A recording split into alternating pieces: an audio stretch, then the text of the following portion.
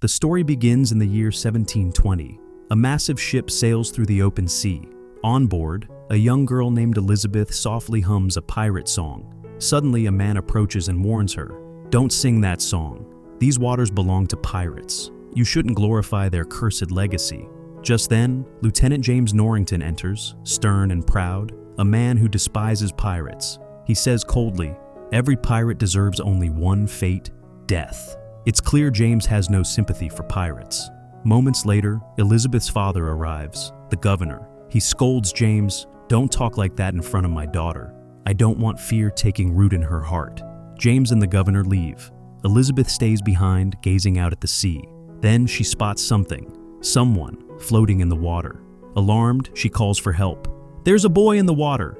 The crew quickly rescues him and brings him aboard. At the same moment, they see a giant ship burning in the distance. The flames grab everyone's attention. Meanwhile, Elizabeth kneels beside the unconscious boy. As he slowly wakes, she gently says, "My name is Elizabeth." The boy replies weakly, "I'm Will Turner," before fainting again. Elizabeth notices a golden medallion around his neck, a pirate insignia etched into its surface. Realizing what it means, she quietly keeps the locket for herself, fearing James might discover Will's secret and have him executed. Years pass. Elizabeth is now a grown woman, still keeping Will's locket hidden, a secret she never shared with anyone. One day, her father, the governor, brings her a new dress. "This is the latest fashion. Wear it for the celebration tonight," he says. The event is in honor of Lieutenant James's promotion. The governor clearly wants Elizabeth to marry James. Meanwhile, Will, now a skilled blacksmith, arrives at the governor's mansion. He was summoned to deliver a newly forged sword. There, he runs into Elizabeth. Their meeting is brief but warm. Elizabeth is visibly happy to see Will again, but her father, disapproving of their bond, takes her away to the celebration. Elsewhere on the sea, we're introduced to Captain Jack Sparrow. He sails a small, rickety boat into Port Royal. At the dock, a man demands a silver coin to tie his boat. Jack flips him 3 coins and grins, "Keep the change, and forget my name." Jack steps onto land. He's quickly approached by 2 soldiers. "What are you doing here?" one asks. Jack replies nonchalantly, "Planning a robbery." They laugh, not taking him seriously. At the same time, up on the fort, Elizabeth and James stand together. James begins to express his feelings, but Elizabeth's corset is too tight. She begins to struggle for breath and suddenly faints, toppling over the fort's high wall and into the ocean below. As she falls, the pirate locket around her neck touches the sea. The medallion emits a strange vibration and echo, rippling through the waters, as if calling to something ancient and dangerous.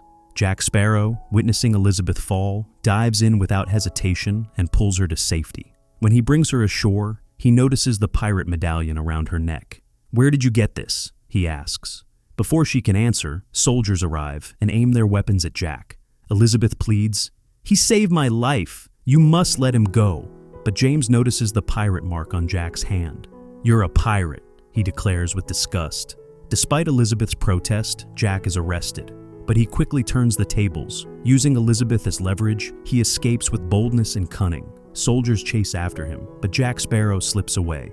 Clever, fearless, and unpredictable. Jack Sparrow, still in handcuffs, sneaks into a blacksmith shop, hoping to break free. It turns out the shop belongs to Will Turner. Soon, Will arrives, and the two engage in a thrilling sword fight. Both are skilled duelists, matching each other move for move. But just as the fight intensifies, the royal soldiers arrive, overpower Jack, and throw him into prison. That night, something ominous happens. The Black Pearl, a legendary pirate ship, emerges from the fog and sails straight into Port Royal. The echoing signal released earlier from Elizabeth's pirate medallion has led the cursed crew here. The pirates launch a violent attack on the entire port, setting fires and spreading chaos. They eventually break into Elizabeth's room. "You have something that belongs to us," one pirate growls.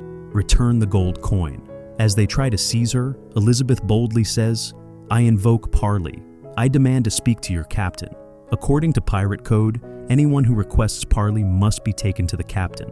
So, the pirates capture Elizabeth and take her aboard the Black Pearl. By morning, Will discovers that Elizabeth is gone. In a panic, he rushes to the governor and Lieutenant James, urging them to act. "She's been taken. We must rescue her," he pleads. but no one listens. To them, Will is just a blacksmith, not someone to take seriously. Just then, a soldier mentions something. Yesterday, Jack Sparrow spoke of the Black Pearl, the same ship that took Elizabeth. Hearing this, Will gets an idea. He heads straight to the prison where Jack is being held. "I need your help," Will says. "If you help me rescue Elizabeth, I'll set you free and make sure you're safe." Jack, intrigued, asks for his name. "Will Turner," he replies. At that moment, Jack's expression changes. Realization hits him. "You're Bootstrap Turner's boy," he mutters. Bootstrap Turner, a pirate, and once a crew member of the Black Pearl. Now eager to act, Jack teams up with Will. Together, they break out of jail and sneak onto a massive British ship named Dauntless. But James quickly discovers them and orders all soldiers aboard Dauntless to capture the two. It's a diversion. While the soldiers rush to Dauntless, Jack and Will steal a smaller ship, the Interceptor, right under their noses. They set sail immediately. As they head out, Will finally asks, "Why did you agree to help me after hearing my name?" Jack replies honestly, "You're no ordinary blacksmith. You're the son of a pirate, Bootstrap Turner." They soon reach a small island where Jack reunites with some old pirate allies. "We're going after the Black Pearl," Jack declares. "We'll strike a deal with Captain Barbassa. He needs Will, Bootstrap's son. We'll use that to our advantage and take back the ship." Meanwhile, aboard the Black Pearl, Elizabeth finally meets the infamous Captain Barbassa.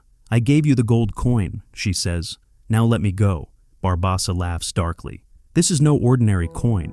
It's part of a cursed treasure from the ancient Aztec gold." He explains, "There were 882 coins given to Cortez in hopes of ending the slaughter of Aztec people. But Cortez betrayed that hope.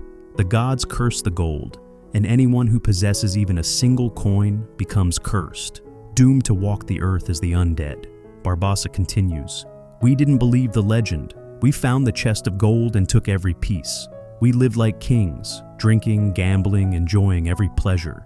But it didn't satisfy us, because we were already cursed. Our hunger never ends, and our souls can never rest." Barbossa reveals the dark truth. To lift this curse, we must retrieve all 882 gold coins, and the blood of the one who took them. He glares at Elizabeth. "You have one of those coins, and because of that, your blood will be offered to break the curse." In a desperate move, Elizabeth stabs Barbossa and flees. But as she runs out into the open deck, she stops in horror. Every pirate aboard has become a skeleton under the moonlight. Barbassa appears behind her, his eyes hollow, voice bitter.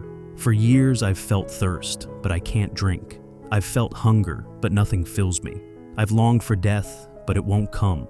He steps into the moonlight, his flesh vanishing, revealing a cursed skeletal form. "All I want now is freedom. Freedom from this never-ending nightmare." Meanwhile, aboard the ship approaching the Black Pearl, Jack Sparrow, Will Turner, and their crew prepare to confront the pirates. One of Jack's old friends tells Will the truth. Jack Sparrow was once the captain of the Black Pearl, but his own crew betrayed him, marooning him on an island to die. Barbossa took over, Jack survived, and now he wants revenge. Elsewhere, Barbossa and his crew arrive at a hidden cave where they've kept 881 of the Aztec coins. Only one remains, the coin Elizabeth brought. Barbossa holds up the chest and says, "We've returned all that we once stole. Now, only one coin and one blood debt remain." At that moment, Jack and Will sneak into the cave. Barbossa proceeds with the ritual. He cuts Elizabeth's hand and lets her blood drip into the chest. But nothing happens. Barbossa's face darkens. "This isn't working. You're not Bootstrap Turner's daughter." Furious, he strikes Elizabeth and she collapses. The crew begins to argue. They realize something is wrong. Suddenly, Will emerges from the shadows, rescuing Elizabeth and escaping with her, and the final coin. Barbassa's men capture Jack Sparrow. Barbassa approaches him. "You were once the captain of the Black Pearl, but when we were close to the treasure, we betrayed you, left you on that island to die, hoping to escape the curse." Jack remains calm. "I know whose blood you truly need. If you want the curse broken, I can lead you to him." Just then, a pirate rushes in. The interceptor ship is near. It holds Elizabeth and the boy.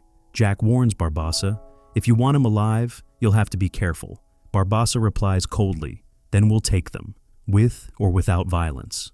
The scene shifts to the interceptor, where Will and Elizabeth brace for battle. Will now knows the truth. Barbossa needs my blood. My father was a pirate. They fight bravely to defend their ship, but the Black Pearl is too powerful. Eventually, Barbossa's crew overwhelms them and takes them prisoner. When Barbossa realizes Will is Bootstrap Turner's son, he is thrilled. At last, the blood we've been seeking. He throws Elizabeth overboard and turns to Jack. You remember this place, don't you? This is the same island I left you to rot on before. He laughs cruelly, but this time, you won't escape. And with that, Barbossa throws Jack into the sea as well. Now, both Jack and Elizabeth are stranded, once again, on that same desolate island. On the island, Jack discovers his hidden stash of rum. But Elizabeth, clever and determined, sets the liquor on fire the next morning, creating a massive smoke signal. A passing ship sees the flames. It's the Dauntless, carrying James Norrington and Elizabeth's father. They rescue Jack and Elizabeth from the island. Elizabeth pleads, James, we must chase the Black Pearl. Will's life is at stake, but James refuses. It's too dangerous. Then, Elizabeth offers him a deal. If you go after them, I'll marry you. James agrees. The mighty British ship sets sail, pursuing the Black Pearl. Soon they reach the same hidden cave, where Barbossa and his cursed crew are gathered, preparing to offer the final coin and blood, and break the curse once and for all. Jack Sparrow lays out a plan. I'll go into the cave and stall Barbossa. When the pirates come out, you take them down. Wait for my signal. Jack sneaks into the cursed cave, where he finds Barbossa and his crew preparing to spill Will's blood, the final piece to break the curse. Stop! Jack shouts.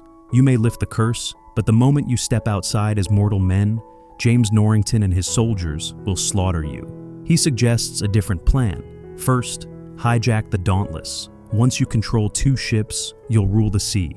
Make me captain of the Black Pearl, and I'll bring you treasure. I'll give you 10% of every plunder I make. As Jack distracts them, he steals one of the cursed coins, secretly making himself part of the curse. Now, he cannot die either. Barbossa considers Jack's proposal and agrees, sending his crew to attack Dauntless. Under the moonlight, they transform into skeletal monsters, terrifying James's soldiers. Back in the cave, Jack and Will confront Barbossa. They fight fiercely, but Barbossa can't be harmed. He's still cursed. At one point, Barbossa drives his sword straight through Jack's chest, but Jack doesn't die. Stepping into the moonlight, Jack reveals his secret. He's also cursed now. His bones shimmer under the pale glow. I couldn't resist, he smirks. I took a coin. Jack tosses the coin, now marked with his blood, to Will, who catches it. Suddenly, Elizabeth arrives. Barbossa, enraged, points a pistol at her. But before he can shoot, we hear a gunshot ring out. Jack Sparrow has fired the bullet, the same one Barbossa gave him years ago before betraying him and leaving him to die. Barbossa staggers. You wasted your shot, he gasps. Will replies, not wasted.